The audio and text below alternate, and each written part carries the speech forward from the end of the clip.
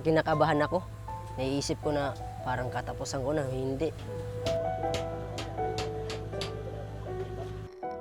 Ang pinupuhunan namin ito, pagod at pawis. Kung wala kang tiyaga, gutom ka.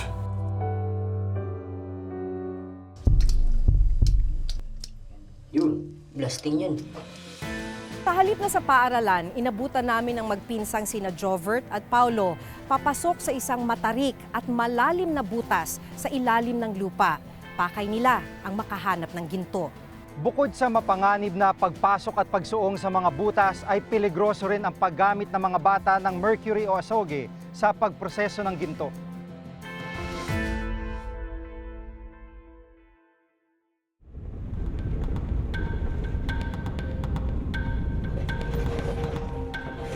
Matagal ng kabuhayan ng pagmimina ng ginto dito sa bayan ng Aroroy, Masbate.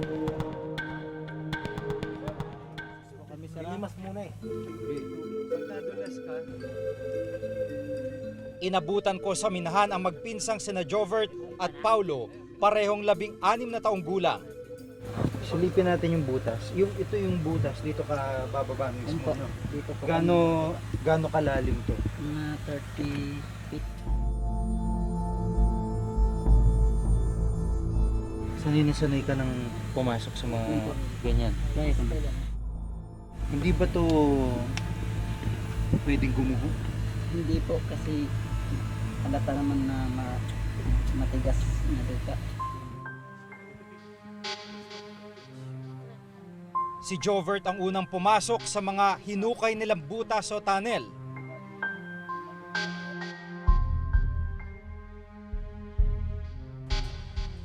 Kailangan niyang kumapit sa mga kahoy na nakadikit sa gilid ng tunnel.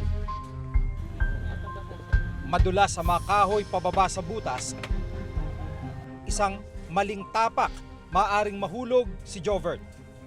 10 taong gulang pa lang si Jovert na magsimula siyang matutong magmina. Sinama ako ni Papa. Sinasama niya ako pa sa ilalim ng butas. At nakikita kung paano niya kukunin ang ginto. Siya ang panganay sa 7 magkakapatid. Walang permanenteng trabaho ang kanyang ina. Ang ama naman ni Jovert namatay dahil sa pagmimina. 2 taon na nakakaraan nang gumuho ang pinasukang butas si Jovert at ng kanyang ama. Akala na kasi namin hindi yung bibigay ang lupa. Akala namin matigas. Yung pala. Yung pala mayumok. Ibig sabihin, nung nahulog siya sa tunnel, nakita niyo buhay pa. Tapos Nakita, nadaganan ulit siya ng lupa. gihukay po namin, ginukay kaya po namin. At sa nung nakuha na namin ang kabilang lawas dito po, nung nakuha na, buhay pa siya. At doon lang namatay gapon itong tinagdagan.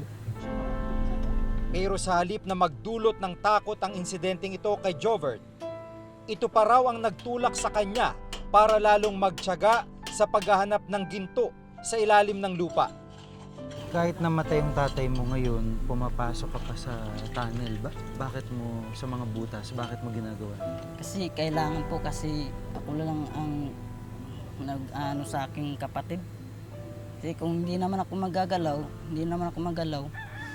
baka maano kami sa gutom. Madilim sa ilalim ng butas. Gamit lang ang isang ilaw na nagsisilbi niyang gabay para mahanap ang tinatawag niyang linyada. Linyada ang tawag nila sa parte ng lupa kung saan makukuha ang ginto.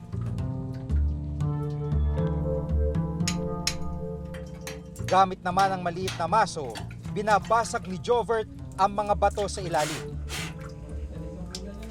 Wala talaga. Wala. Pagkatapos ng halos 1 oras, inangat na ang isang timbang linyada na naipon ni Jovert. Hila! Whoop! Dahan-dahan! Ito na ba yun? Ito po yan. Ito yung ipaprocess. Ito na po yung production. Linyada. Yun yung linyada. Anong gagawin dito? Anong gagawin? Ilalagay na sa radmill para para maging parang buhangin.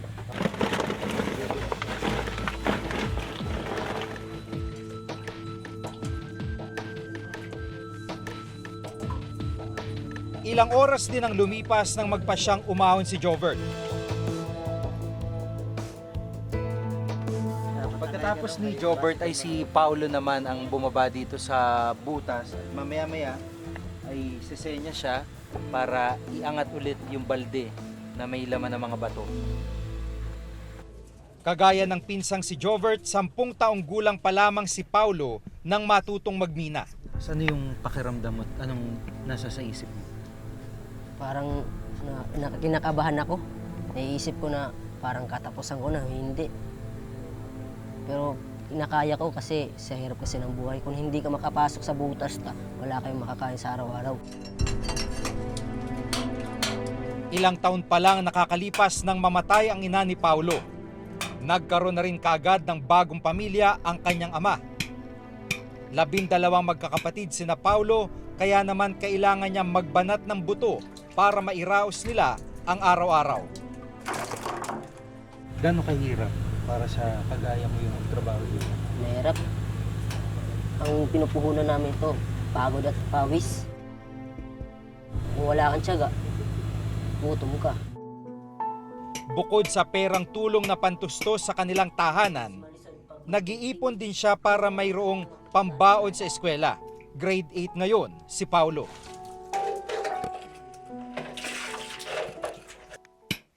Mula sa ilalim, maririnig ang mga pampasabog na ginagamit ng ilang minero.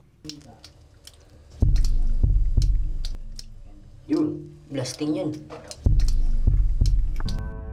Habang nagmimina mga bata, bumuhos ang malakas na ulan. Pero hindi itong nagpatigil sa paghahanap nila ng linyada. Matapos ang mahigit 6 na oras na pagmimina, umahon na si Paulo.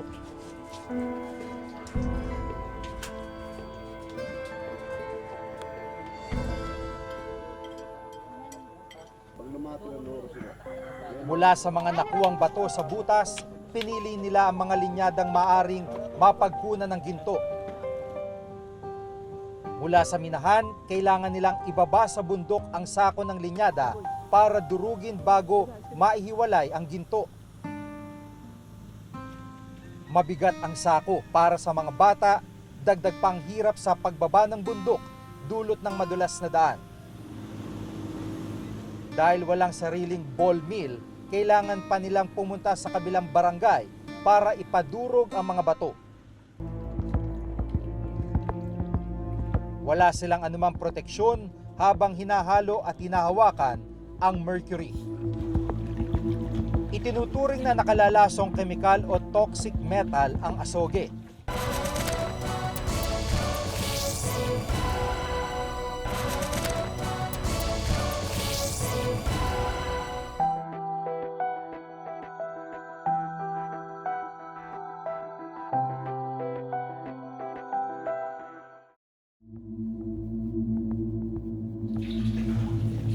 Kinabukasan, maagang inumpisa ng mga bata ang pagproseso ng paghiwalay ng ginto mula sa malabuhangin ng linyada. Isinalin ito ni Paulo sa planggana. Si Jovert naman ang magsasala ng ginto. Habang sinasala, inihalo na ni Jovert ang asoge o mercury. Wala silang anumang proteksyon habang hinahalo at hinahawakan ang mercury. Itinuturing na nakalalasong kemikal o toxic metal ang asoge. Mula na magsimula silang magmina, 6 na taon na nakakaraan. Bahagi na ng proseso ni na Jovert ang paggamit ng asoge. Dito raw kasi sumasama ang mga gold dust na mula sa linyada.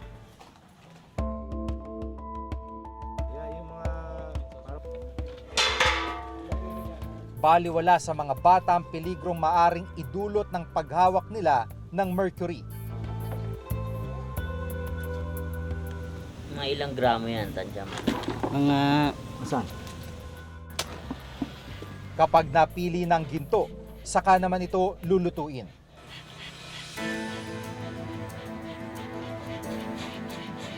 Sa bisa ng Executive Order No. 79 ni Pangulong Noynoy Aquino noong taong 2012 ay mahigpit na ipinagbabawal ang paggamit ng mercury o asoge sa mga minahan, partikular sa small-scale mining. Pero tila hindi nito napigilan ang paggamit ng mga minero. Katunayan, ayon sa grupong Ban Toxics, isa lang ang Aroroy Masbate sa mga lugar sa bansa na gumagamit pa rin ng mercury sa pagmimina o small-scale mining. Ang mercury galing Maynila yan. Hindi ito gawa sa Maaroroy. Kahit yung dinamita galing Manila yan. Kung paano napunta rito, hindi ko alam.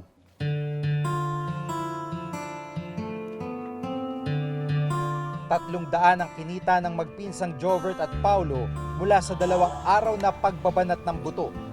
Ting magkano kayo? Tig 150. Ganito lang, pag kailangan mag-ipon, pag hindi ka talaga mag-ipon, hindi ka talaga magkakapira. Mahal kong ibenta sa merkadong ginto. Pero mga nagpapakahirap na makakuha nito, nananatiling mahirap. Katunayan sa pinakauling pag-aaral ng NSCB, ika-10 Masbate sa pinakamahirap na probinsya sa bansa.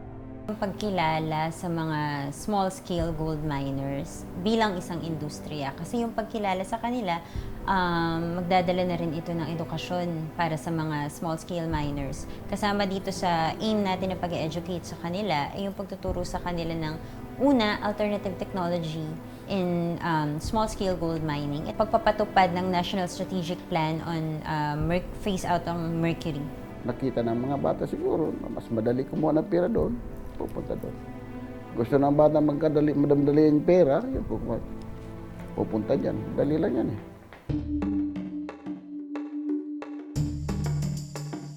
Upang matiyak kung gaano kataas ang level ng asoge sa katawan ni na Jovert at Paulo, nagpasya kaming kunan sila ng mga hair sample upang maipasuri sa mga espesyalista.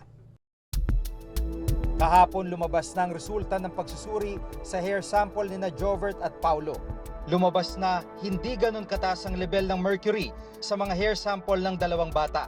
Pero ayon sa eksperto, hindi raw ibig sabihin nito ay hindi na peligroso ang level ng mercury sa katawan ni na Jovert at Paulo. Ang mercury, no, classified siya as carcinogenic. So, deadly siya. Meron tayong tinatawag na vulnerable population. So, sila yung mga, kumbaga matindi epekto sa kanila. Yung mga nagbubuntis o magbubuntis, yung mga bata, extremes of age, at saka yung mga matatanda.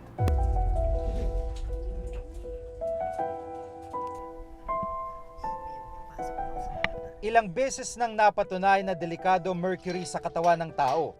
Kung hindi mapipigilan ang mga kabataan gaya ni na Jovert at Paulo sa mapanganib na hanap buhay gaya ng pagmimina, tila hinahayaan na ring masira ang kanilang kinabukasan.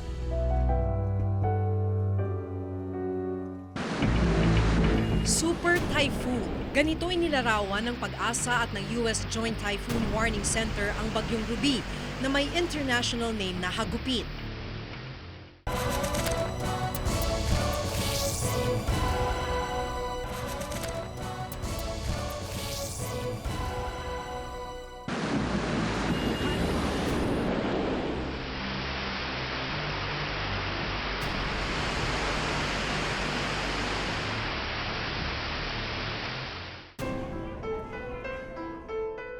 Bago pa man humagupit ang Super Typhoon Ruby, umabot na sa mahigit 1 milyong individual ang dinala sa mga evacuation center. Hindi madaling gawin, pero ito ang pinakamabisang paraan para hindi na maulit ang nangyari nang manalasa ang Bagyong Yolanda. Super Typhoon. Ganito inilarawan ng Pag-asa at ng US Joint Typhoon Warning Center ang Bagyong Ruby na may international name na Hagupit. I will not be very patient with excuses after this event. Kine-clear sa inyo yung mga priorities. Failure on the priorities is kinda unforgivable. Ganap na 9:15 ng gabi nitong Sabado unang naglandfall o tumama na sa kalupaan ang bagyo sa Dolores, Eastern Samar.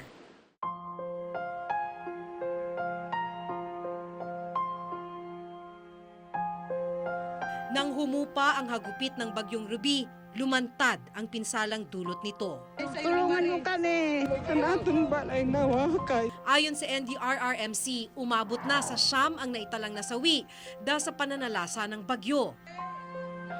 Nasa mahigit 1.9 billion pesos naman ang halaga ng pinsala sa agrikultura at infrastruktura ayon sa NDRRMC. Dahil daw sa matinding paghahanda na ginawa ng pamahalaan, kabilang na ang mga local government unit, hindi naging kasing tindi ng mga nakaraang bagyo ang pinsala ng Bagyong Ruby ayon sa Center for Disaster Preparedness. Talagang medyo ang laki ng ipinagbago ng kahandaan na ginawa ng pamahalaan, ng national government, ng local government.